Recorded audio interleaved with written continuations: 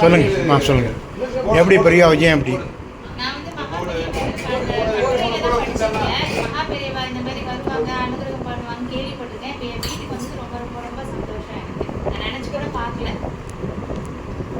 நான் ஒரே ஒரு தடவை தான் காட்சிக்கு வந்திருக்கோம். அதோட திருப்பி வரணும்னு நினச்சிட்டு இருந்தேன். நான் எனக்கு மகாபெரியவா வந்து ரொம்ப சந்தோஷம். குருவாரத்தில்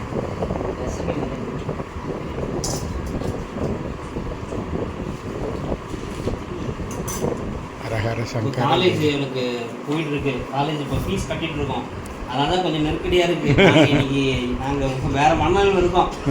வேணான்னு சொல்ல நினச்சோம். அந்த அளவுக்கு ஏன்னா இப்போ நாங்கள் ஊருக்கு போயிட்டு வந்தோம். காலேஜில் நாங்கள் டொனேஷன் பே பண்ணிட்டோம். இப்போ அவங்க கோர்ஸ் ஃபீஸும் இன்றைக்கி பே பண்ண சொல்கிறாங்க. அதுக்கு அலைஞ்சிட்டு இருந்தோம். அதனால தான் சரி சரி வேண்டாம், நம்ம வந்து இதெல்லாம் வர சொல்லலாம்.